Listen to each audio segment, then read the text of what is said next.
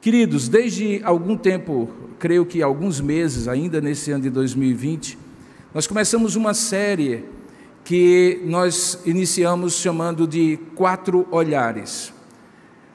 Na teologia a gente chama de harmonia dos evangelhos, mas a distinção dessa maneira como nós estamos, sempre que ministramos a palavra de Deus fazendo, é que nós estamos dividindo essa série em temporadas, e as temporadas em episódios. É só uma maneira mais moderna de falar de exposição bíblica continuada. Na primeira temporada nós falamos sobre os encontros, sobre os princípios, as maneiras como Mateus, Marcos, Lucas e João, os 4 olhares dos evangelistas, narraram o início da vida, da chegada do Messias, o início do evangelho de Jesus Cristo. Descobrimos que Marcos foi bastante objetivo, João foi resgatar a eternidade do verbo que se fez carne, Mateus começa com a genealogia e Marcos já começa a 110 por hora, já iniciando e contando milagres depois de Jesus ter sido batizado. Na segunda temporada, alguns episódios, nós falamos sobre os coadjuvantes da história de Jesus, tomando por base que ele é o grande protagonista, e desde João Batista, que o anunciou antecipadamente, passando por Maria, a própria mãe de Jesus, os apóstolos e todos os outros eram coadjuvantes, alguns coadjuvantes de luxo, pelo papel único e singular que exerceram. Nenhuma mulher foi mãe de Jesus, obviamente, como Maria foi, nem tampouco antecessor de Jesus foi outro senão João Batista, aquele que anunciou a sua vinda. Assim também cada um dos apóstolos, que ele escolheu propositadamente com as suas características, mas com a mesma missão. Corremos toda essa temporada e chegamos nessa agora, que é a temporada dos encontros. Falamos da outra vez, quando começamos, sobre o encontro que Jesus teve com Nicodemos, o homem que deveria saber o caminho do céu, mas não sabia. E também o encontro com a mulher samaritana, aquela mulher de vida duvidosa que eventualmente tinha certeza de que o lugar certo de adorar era um do seu povo. Os samaritanos adoravam, mas que obviamente entendeu a partir do encontro com Jesus que Deus é espírito e importa que os seus adoradores o adorem em espírito e em verdade. Hoje pela manhã, dando prosseguimento a essa série, nós falamos de como Jesus age com indivíduos e com a multidão. A partir daquele texto de Lucas, capítulo 19, que conta pequenos episódios de Jesus chegando a Jerusalém, vimos como em alguns momentos Jesus singulariza um sujeito como Zaqueu, diante de uma multidão, e o distingue de todo o seu passado, fazendo para ele um novo começo. Vimos que ao mesmo tempo Jesus está tratando com multidões que o saúdam dizendo bendito que vem em nome do Senhor, e que alguns dias depois vão dizer crucifica-o diante de Pôncio Pilatos. Multidão que era formada por discípulos, 2 que vão lá e preparam o jumentinho que Jesus usa para entrar, 12, um dos quais haveria de traí-lo, mas também multidão de inimigos contumazes, contínuos, como os principais sacerdotes, os principais dos religiosos, que estavam sempre questionando Jesus por inveja e despeito religioso. Pela manhã eu prometi que nós iríamos continuar nessa toada, nesse episódio novo, falando de como Jesus trata com multidões e ao mesmo tempo com o indivíduo. E o tema de hoje à noite é servir ou ser servido. E nós vamos descobrir que havia uma multidão que queria ser servida. Na verdade, precisava ser servida, embora com a motivação tortuosa. Enquanto que um só, ou quem sabe alguns poucos, individualmente, preferiram o caminho de servir ao invés de ser servido. Para isso, eu gostaria de convidá-los numa das únicas passagens que os 4 evangelhos contam, que é a passagem da primeira multiplicação dos pães. E eu vou usar a relação, a maneira como João capítulo 6 relata essa história. Esse é um milagre, o único milagre que é contado pelos 4 evangelistas. É uma das poucas passagens que estão nos 4 evangelhos. E dessas passagens, o único milagre que Mateus, Marcos, Lucas e João conta, e conta, obviamente, com algum outro detalhe que enriquece o todo da história. Veja o que diz a palavra de Deus, João capítulo 6, eu convido você que está aqui para abrir, você também, onde você estiver, por favor, não assista ao culto, como se você estivesse assistindo um filme. Participe e cultue, já que você não pode estar aqui, e eu espero que você esteja, então, cultuando ao Senhor. Vamos ler juntos? Você, por favor, acompanhe a leitura, que começa em João 6, a partir do verso 1. Diz assim a palavra de Deus: depois dessas coisas, atravessou Jesus o mar da Galileia, que é o de Tiberíades, e seguia-o numerosa multidão, porque tinham visto os sinais que ele fazia na cura dos enfermos. Então subiu Jesus ao monte do outro lado da travessia e assentou-se ali com os seus discípulos. Ora, a Páscoa, festa dos judeus, estava próxima.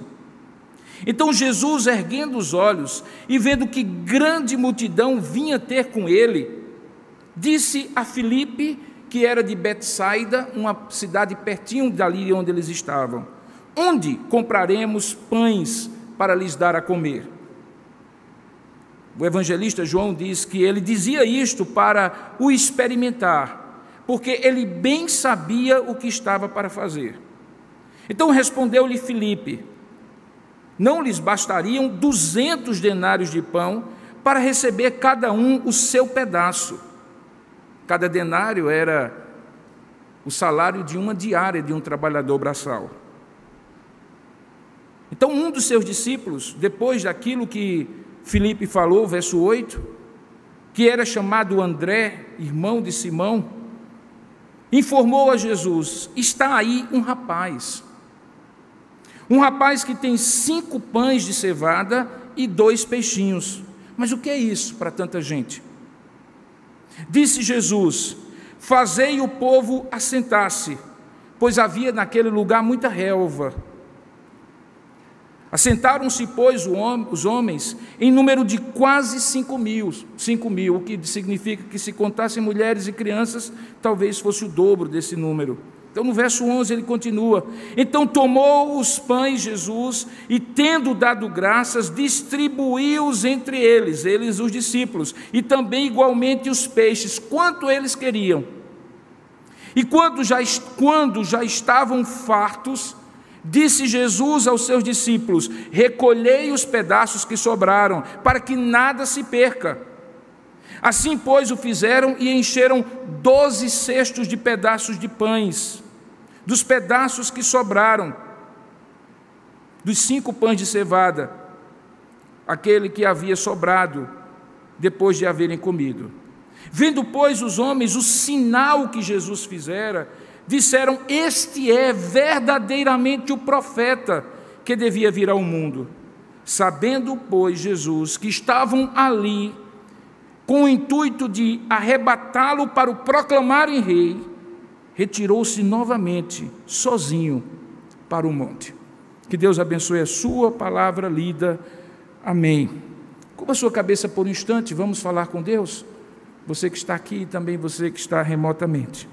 Ó Deus amado e querido Pai, nós te damos a honra e a glória, porque sabemos quão gracioso é o teu coração em nos receber aqui na tua presença. Sabemos que este lugar não foi construído para ser um lugar de adoração, mas desde que colocamos os pés aqui e o consagramos a Ti, dia após dia, o Senhor misericordiamente tem se feito presente, recebido o louvor, a adoração do Teu povo e falado conosco. Nós esperamos que Tu faças isso mais uma vez hoje à noite. Reconhecemos que, ó Deus, semelhantemente àquela multidão, muitas vezes te buscamos por interesses e motivações que não são as melhores, mas também sabemos que Tu estás aqui para ser adorado e já te adoramos, para ser louvado e para receber ações de graças que também já te entregamos.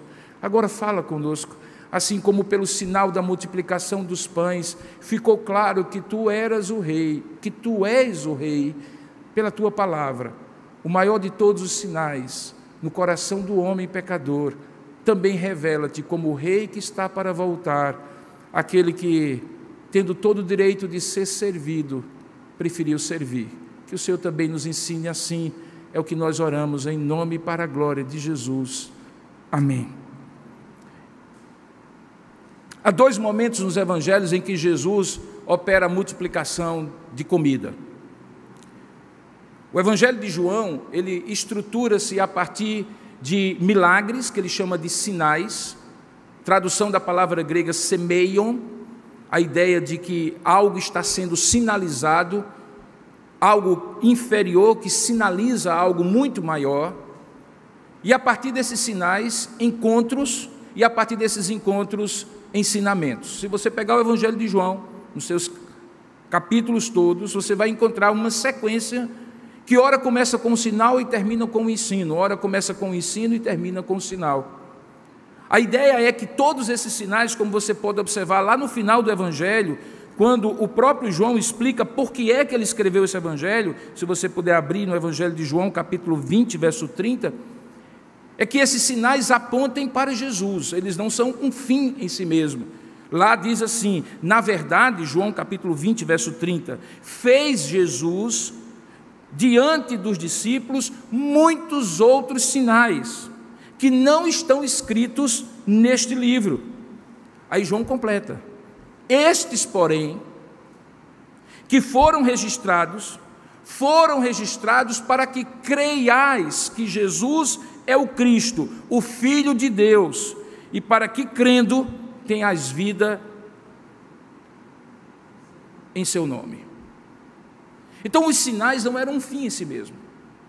Jesus podia fazer um grande sinal como esse, em que 5 pães de cevada e 2 peixinhos foram multiplicados para alimentar uma multidão estimada em quase 10.000 pessoas, se você juntar homens, mulheres e crianças. Como poderia ser um milagre silencioso na casa de alguém, ressuscitando a vida de uma criança, como aconteceu, ou expulsando o demônio simplesmente por uma palavra rápida do tipo, sai dele. O fato é que fosse demonstrando o poder dele sobre o mundo espiritual, sobre o mundo material, demonstrando o poder dele silencioso na vida de cada um, e também para uma grande multidão como é este o caso, todos esses milagres eram apenas e tão somente sinais. Eles mostravam quem Jesus é, de modo que aqueles que, escolhidos pelo Senhor, vissem esses sinais, imediatamente crescem nele. E ao mesmo tempo, aqueles que não eram escolhidos pelo Senhor, vendo os sinais, acabassem se enredando nos sinais, com motivações equivocadas, e se perdessem mesmo que ficasse flagrante o sinal de Deus para a vida deles. Aqui nós encontramos mais uma vez Jesus lidando com indivíduos e multidões. E fica claro que a multidão aqui tinha uma motivação completamente equivocada. Se você voltar ao texto, você vai perceber que quando eles circundam o mar da Galileia, enquanto Jesus atravessa com os seus discípulos, e chegam do outro lado, diz o texto que esta multidão, que era numerosa, veja aí o verso 2, estavam seguindo Jesus, porque elas tinham já visto os sinais que ele fazia na cura dos enfermos. Provavelmente, um daqueles sinais está contado no capítulo anterior, o capítulo 5, que a partir do verso 1 trata da cura de um homem paralítico, que fazia 30 anos, uma década, 3 décadas, que estava ali junto ao tanque de Betesda, esperando que supostamente um anjo agitasse a água e ele corresse para naquelas águas ser curado. O grande problema é que ele era paralítico. E o texto diz que enquanto ele estava se deslocando, outras pessoas, mesmo que fossem cegos, ajudados por outros, surdos, mudos ou qualquer outro deficiente físico, chegavam obviamente muito mais perto e muito mais rápido do que ele. Esse milagre provavelmente estava na mente, na lembrança dessa multidão. Quando eles seguem Jesus, Jesus vai pelo mar, atravessa ali aquele mar, e eles seguem por terra e encontram Jesus naquele lugar onde Jesus havia subido ao monte, veja aí o verso 3, e reúne ao seu redor os seus discípulos, os 12. Pelo menos os 12 estavam ali. Não fica muito claro se apenas os 12. mas certamente era um grupo que não era um indivíduo só, mas não era aquela multidão numerosa, como diz o texto no início. Então nós estamos aqui diante de uma multidão que vê um milagre, vê um sinal e segue Jesus. Qual era a motivação dela? Ver outros sinais. O extraordinário sempre busca, ou sempre é buscado pela curiosidade das pessoas. E as pessoas naturalmente, quer tivessem necessidades ou não, queriam ver o espetáculo. E eles então seguem Jesus, e é uma multidão numerosa. Por outro lado, Jesus, que já estava lá, reúne os seus discípulos, pelo menos os 12, mas talvez alguns mais, e aqueles discípulos chamados seguidores de Jesus representam também uma multidão não tão numerosa quanto aquela, mas certamente não era apenas indivíduos. Eles faziam parte de um grupo que era distinto da multidão. Na verdade, alguém já estabeleceu que Jesus tinha 3 maneiras de tratar diferentes, talvez uma quarta poderia ser acrescentada. Jesus tinha uma maneira de lidar com as multidões, Jesus tinha uma maneira de lidar com os seus discípulos, Jesus tinha uma maneira de lidar com indivíduos, e eu acrescentaria, Jesus tinha uma maneira de lidar com multidões, indivíduos ou pequenos grupos que fossem claramente opostos a ele. Para cada um destes, Jesus tinha um modus operandi, uma maneira de agir. E aqui está ele diante de 2 grupos. O que Jesus faria? Atenderia à necessidade da multidão sem nenhum tipo de ensino? Daria pão e circo para a multidão? Não daria porque eles estavam com a motivação errada? Como nós diríamos, mataria na unha para até que eles aprendessem a lição, para depois então ele fazer o milagre?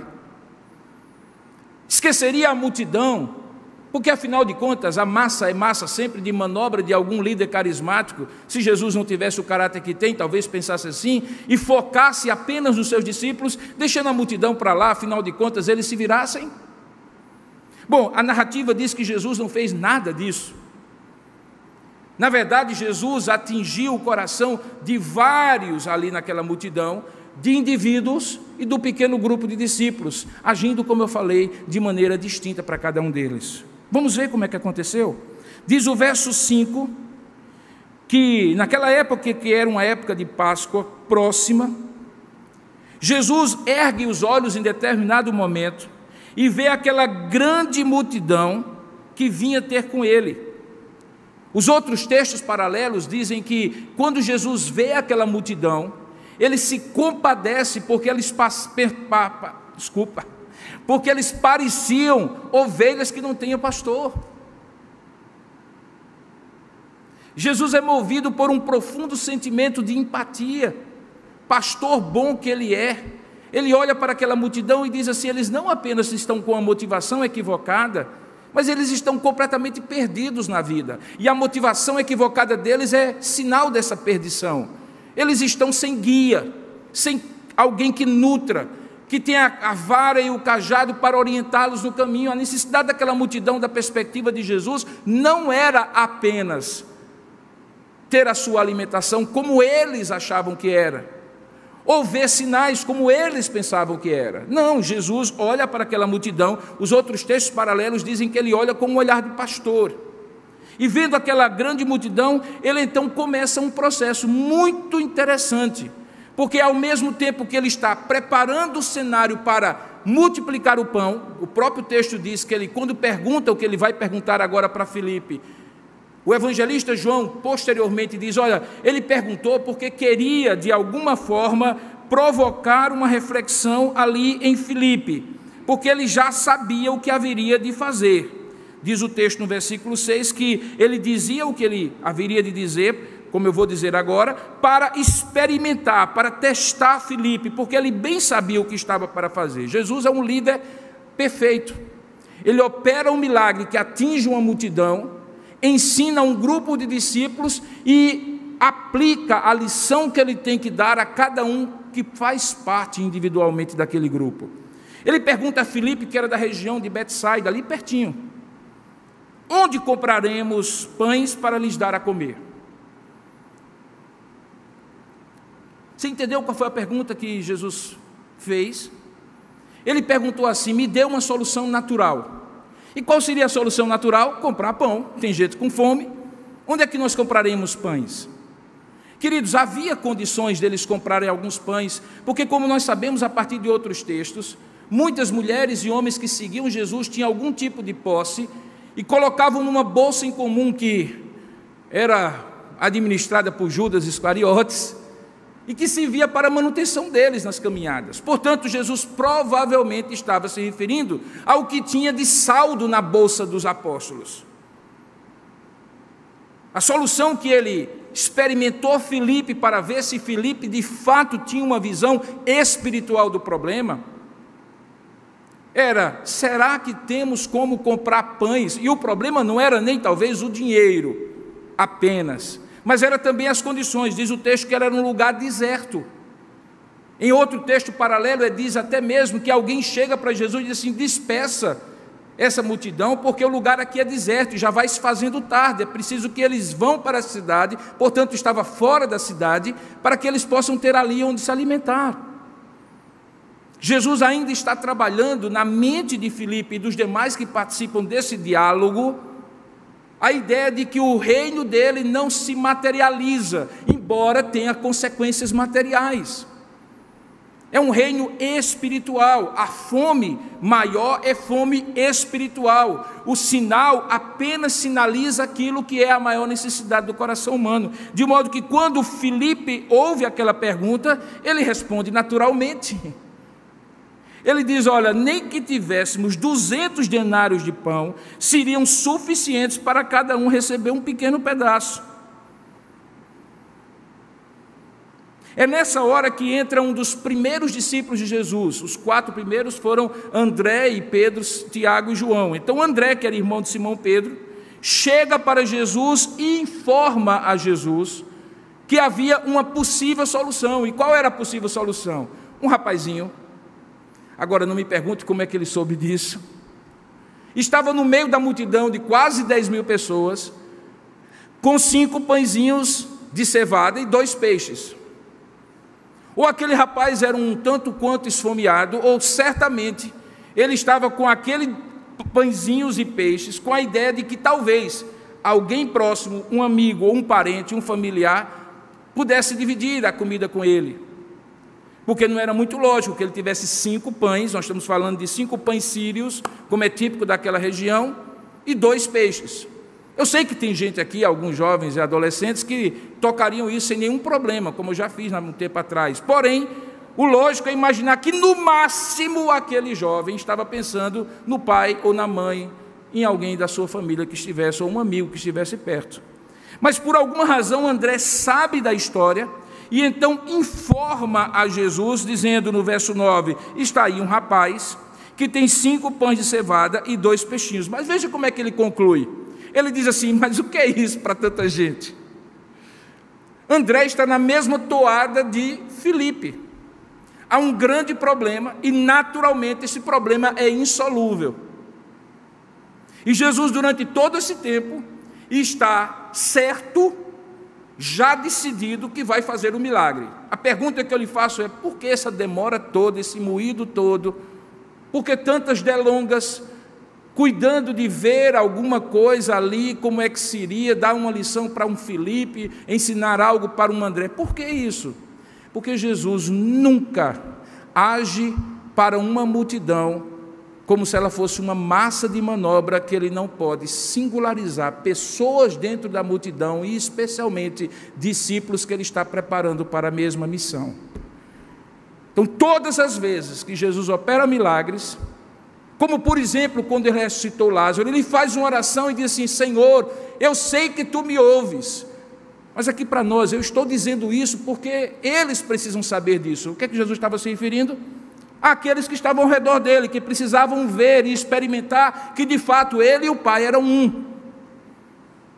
Em outros milagres tantos, como por exemplo, quando ele ressuscita Talita, aquela criança, e diz: Talita, come, criança, menina, levanta-se. Ele deixa entrar na casa daquele homem que tinha aquela criança doente, que já estava, na verdade, morta, alguns poucos discípulos que faziam parte do seu núcleo mais central.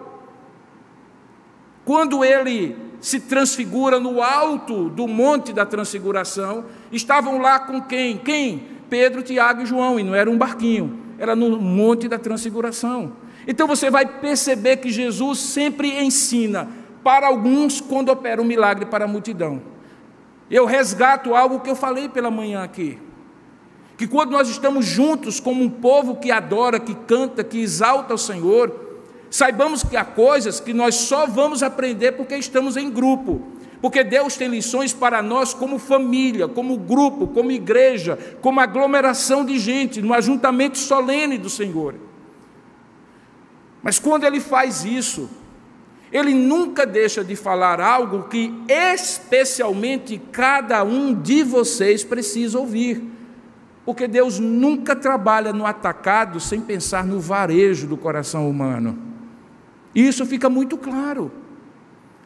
Ele vai todo esse diálogo enquanto a multidão está a essa altura, vendo o sol baixar, a fome aumentar, e perdida sem saber, porque até agora o texto diz que Jesus não havia feito nenhum milagre. Sempre teria alguém nessa multidão para dizer assim: pense num tempo perdido. O dia já acabou. Disseram que aquele homem que está aí, que curou o paralítico, operaria outros sinais, e aqui estamos nós. Eles estavam fatigados e provavelmente dispostos a desistir. Quando André então traz a solução, Jesus então opera o milagre. Esse é o tipo do milagre que tem uma característica.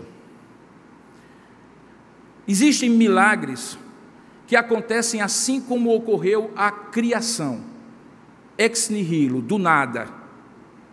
Deus simplesmente faz, sem levar em conta quem crê ou quem não crê, quem pede ou quem não pede. Ele faz porque quer fazer. Ele não precisa de nenhum material pré-existente para fazer. Na verdade, Ele faz dizendo apenas e tão somente aquilo que Ele quer que faça. Quero, fique bom, e a pessoa fique boa. Ou então, levanta-te e anda. É a palavra do seu poder. Aliás, Hebreus diz que todas as coisas foram criadas e mantidas pela palavra do seu poder. O que significa que não somente a criação, mas a providência de Deus, que é a direção, a provisão e a proteção de Deus sobre o seu povo, podem e são guiadas simplesmente pela sua vontade. Mas há alguns milagres que Jesus usa de expedientes que são muito interessantes. Aqui Ele usa os pães e os peixes. Naquele homem que foi curado, Ele usou a saliva com barro, fez uma mistura e coloca nos olhos daquele homem, e no caso dele, o milagre vai acontecendo progressivamente. Como é que Jesus opera? É matéria da sua soberana vontade. Aqui Ele quis usar os pães e os peixinhos, e a minha segunda pergunta para a sua reflexão é: por quê? Eu sempre gosto de fazer perguntas ao texto: por quê? Por que Ele precisou dos pães? Ele precisaria? Não. Precisar, Ele não precisaria. Ele decidiu precisar. E quando Deus, que pode fazer todas as coisas, decide precisar de algo, é porque tem alguma razão. Quando Deus, por exemplo, decide precisar da minha boca para pregar nessa noite, tem alguma razão. Mas eu poderia simplesmente sentar nessa cadeira e Deus falaria pela sua palavra, simplesmente se ela fosse lida. Na verdade, Ele já fala pela sua palavra, simplesmente quando ela é lida, silenciosamente aí por você, durante o culto. Eu acredito que da mesma maneira como Jesus trabalha a consciência espiritual de Filipe e de André, colocando uma situação que naturalmente seria insolúvel, aqui Ele usa daquele expediente de pegar o pão e o peixe para singularizar uma opção que sempre é necessária que alguém faça quando está numa multidão, que é a opção de ser servido ou servir. Você percebe o que acontece aqui? Eu não sei você, mas eu já tive filhos que eram crianças e adolescentes. E quando você pede a criança e adolescente para dividir o que tem, você já sabe o que é. Normalmente eles dizem: é meu, quem quisesse que trouxesse. Mas esse aqui simplesmente oferece. E é curioso porque diz o texto que Jesus tomou os pães, verso 11, depois de ter dito a todos que se assentassem. Portanto, todos já tinham uma expectativa que algo extraordinário iria acontecer. E ao tomar os pães, verso 11, Jesus usa aqueles pães para fazer o milagre. Aquele jovem é colocado nessa história somente por João, os outros não contam aquele homem, os pães aparecem no relato de Mateus, Marcos e Lucas, do nada. A João não, João detalha, porque eu acredito que aqui ele estava querendo ensinar que para alguns milagres e ações de Deus, o Deus que pode fazer tudo sozinho decide usar alguém, ou alguns, um rapaz, um pastor, um crente como você. E o que ele usa? O que nós temos. Ele não usa o que nós não temos, ele usa o que nós temos. O rapaz tinha, e o que ele tinha, ele dedicou, e ele fez isso para nos ensinar, creio eu, que da mesma maneira como Filipe e André precisaram acreditar que a solução não era natural, era sobrenatural, porque eles estavam no lugar deserto e 200 denários não seria suficiente para alimentar aquela multidão. Aqui ficou claro para aqueles dois homens, para os discípulos e para todos nós, inclusive eu e você nessa noite, que Deus, quando quer usar alguém, Ele usa singularizando uma pessoa diante de uma multidão. Porque Ele nunca trata com multidões sem tratar com indivíduos. O texto diz no verso 11, continuando, que ele tomou os pães, e é muito curioso, porque a expressão que está aqui é: e tendo dado graças, euharistém, de onde vem a palavra eucaristia, que não é outra coisa senão o gesto que Jesus depois vai fazer na última Páscoa, quando tira o pão do seu uso natural e o vinho do seu uso natural e dá a eles um novo significado. O pão passa a ser símbolo do seu corpo e não apenas da libertação do Êxodo, e o vinho passa a ser símbolo da nova aliança e não apenas do cordeiro pascal que foi pintado com sangue nas ombreiras das casas dos judeus no Egito. Euharistém, ele dá graças, e ao dar graças ele está ali reconhecendo naquele gesto simples que, apesar dele ser o enviado de Deus, o Filho de Deus, a fonte do milagre era Deus, o Pai, que o havia enviado. Por que isso era importante? Era importante, sabe por quê? Porque logo depois há uma grande discussão de Jesus com os discípulos, veja aí no mesmo capítulo, a partir do verso 23, sobre quem era o pão. E qual era a discussão? Os discípulos, os judeus, os fariseus, a multidão que ficara do outro lado do mar, veja aí o verso 22, quando questiona sobre aquele milagre e tudo mais, eles desenvolvem um raciocínio, onde eles dizem assim, particularmente aqueles que eram opostos a Jesus: os nossos pais, veja aí, nos deram comer o maná do deserto, verso 31.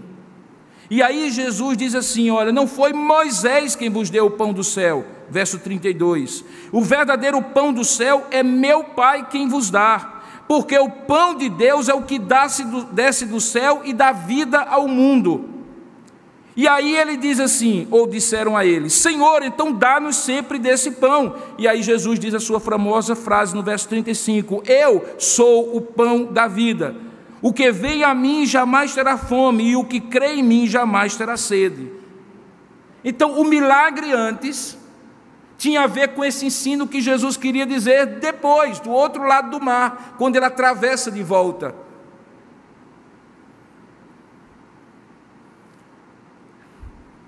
Qual era o grande ensino e por que ele usou? Para que ficou claro, quando ele deu graças, que o milagre não era apenas os pães se multiplicarem. era que Deus tinha um pão celestial, que era Ele, que desceu do céu e que alimentaria não uma vez, e não porque o pão seria multiplicado, mas alimentaria de uma fome que era muito mais profunda, que era a fome de Deus, de significado, de propósito, de felicidade, de satisfação. Então esse texto está conectado com esse, e por isso Jesus dá graças, para que toda a multidão veja de onde era a origem do milagre. Não era Ele, embora Ele fosse Deus, mas Ele fazia em nome do Pai, para que o Pai revelasse a eles que Ele era o pão da vida. Então, quando depois Ele dá graças, Ele começa a distribuir. Outros relatos dizem que Ele separa o povo em grupos de 50, Ele faz uma divisãozinha bem clara ali naquela relva, e manda distribuir. Alguns comentaristas gastam tempo aqui, perguntando quando foi que o pão foi multiplicado. Eu acho absolutamente desnecessária a discussão. Foi na hora que Jesus orou, e o pão multiplicou-se ali na mão do povo? Foi na hora que o povo foi tirando de dentro do saco, de algum lugar onde eles estavam, e quanto mais tirava, mais tinha? Faz alguma diferença? Nenhuma. O fato é que o texto diz que todos estavam fartos, e todos tinham comido quanto queriam, vejam aí no verso 11, e quando já estavam fartos, agora verso 12, disse Jesus aos seus discípulos: agora recolham os pedaços que sobraram, para que nada se perca. E diz o texto que quando eles fizeram isso, chegaram a encher 12 cestos de pães. Alguns comentaristas com propriedade lembram que 12 era o número dos apóstolos, e 12 também eram as tribos de Israel, de modo que há uma conexão muito clara com o milagre do maná do deserto, que alimentou todo o povo da antiga aliança, e o milagre da nova aliança, que alimenta a nova aliança com um novo povo, formado não apenas de judeus, mas também de gentios, e cujo fundamento não era outro senão os apóstolos, aqueles que tinham o pão. Simbolicamente, eles teriam agora o pão multiplicado por Jesus, o pão da vida, para distribuir a todos que precisassem do alimento. Como é que esse texto conclui? Conclui assim: vendo, pois, os homens o sinal que Jesus fizera, disseram: este é verdadeiramente o profeta que devia vir ao mundo. Talvez soe frustrante para você, porque você imaginaria talvez que depois disso ele dissesse assim: Jesus é Deus. Mas se você voltar as páginas da sua Bíblia para o livro de Deuteronômio capítulo 18, você vai descobrir que profeta era esse que eles se referiam. Deuteronômio capítulo 18, verso 15. Porque o problema não era que eles não reconheceram Jesus como Deus, é que ainda bem que eles não pensaram que Jesus era um profeta. O texto diz que eles disseram assim: e eles reconheceram que Jesus era o profeta que devia vir. Mas que profeta era esse? Em Deuteronômio 18 se explica.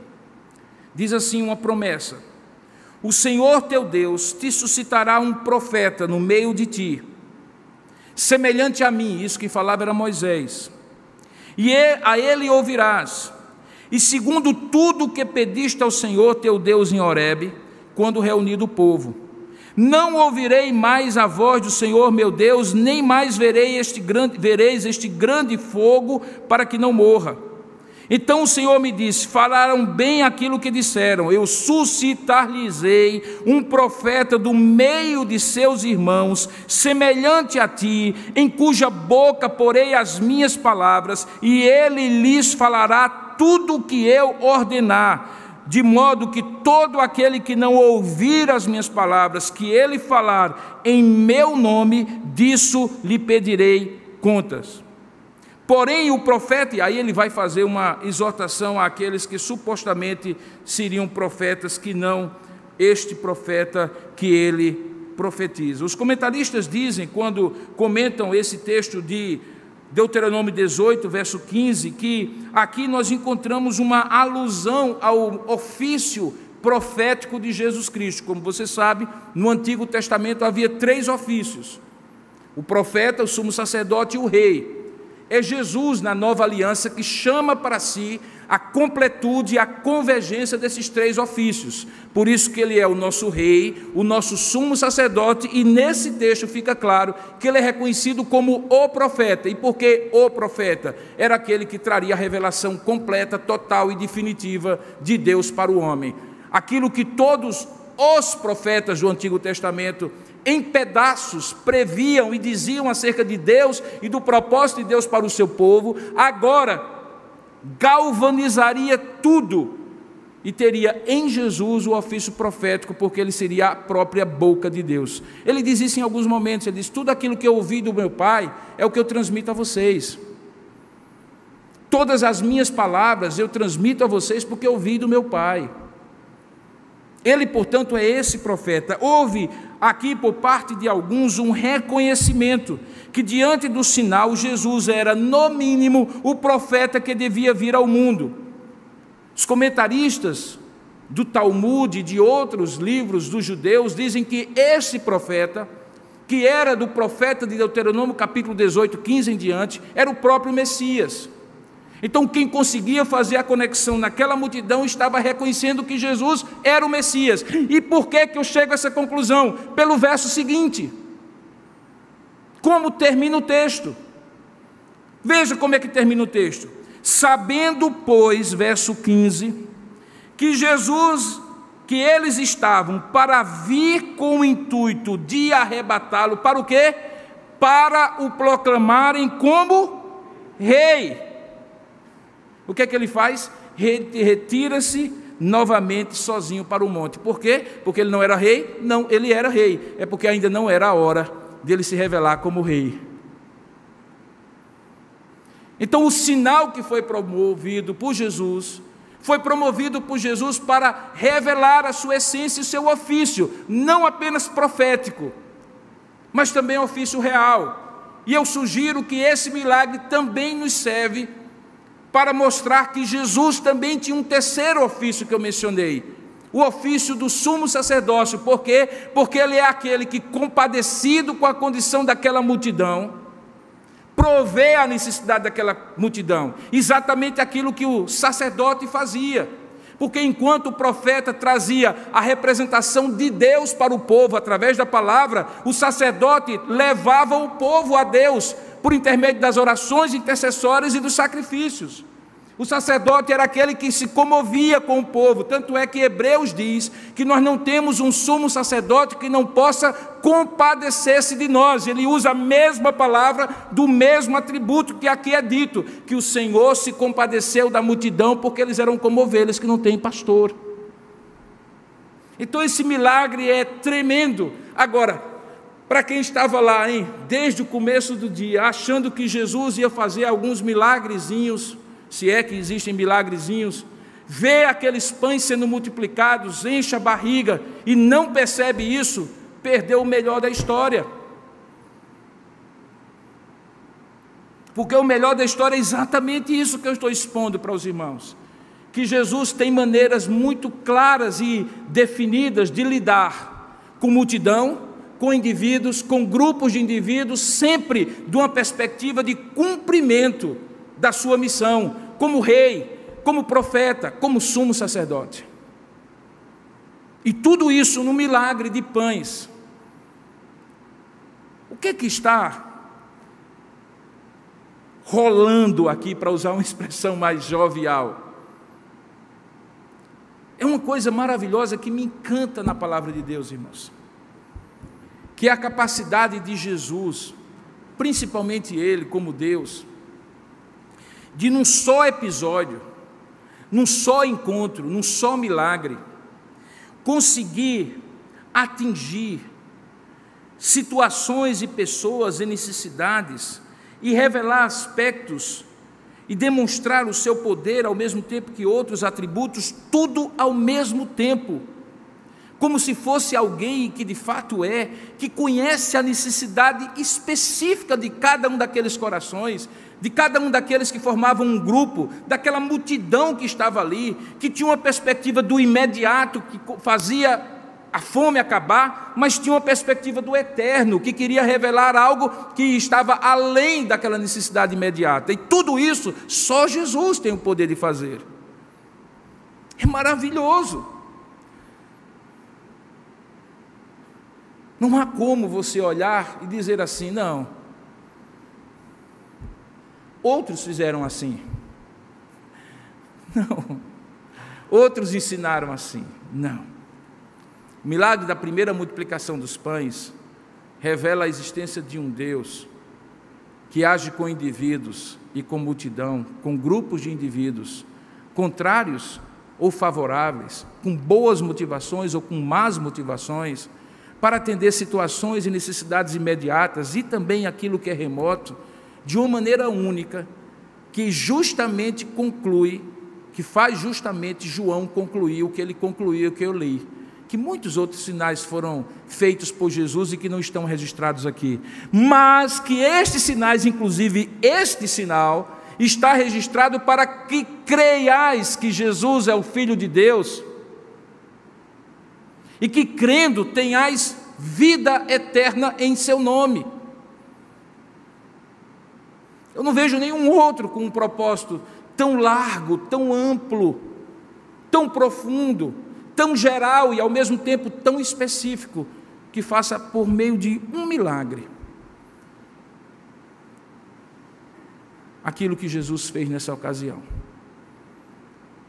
As aplicações desse texto, sinceramente, são tão vastas, são tão amplas, que eu não consigo imaginar o que eu pudesse dizer, nem que eu fizesse uma lista de 20 aplicações diferentes desse texto, para cada um dos irmãos, para cada uma das situações que estão aqui, que certamente Jesus conhece.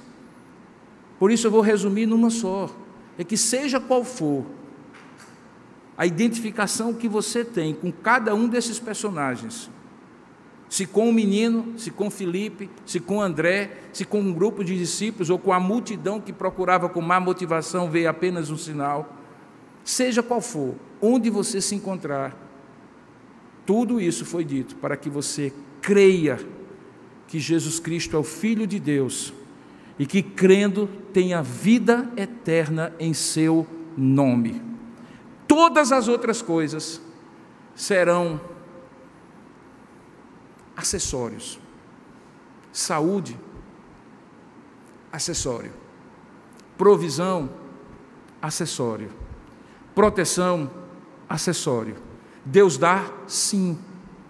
Mas se Ele não der, e você tiver somente a certeza, e por meio dela a vida eterna, que Jesus Cristo é o Filho de Deus, e a Ele você se entregar, e continuar se entregando, confiar de uma vez por todas para receber a salvação, e continuar confiando para ser santificado e transformado à sua imagem e semelhança, no processo de restauração e santificação de Deus na sua vida, o que é de mais importante nesse texto, você terá saído daqui, ou você terá ouvido daí, e portanto terá a oportunidade de crer e confiar. O meu desejo é que Deus, que conhece os corações aqui e aí, possa falar ao seu coração através dessa exposição da palavra.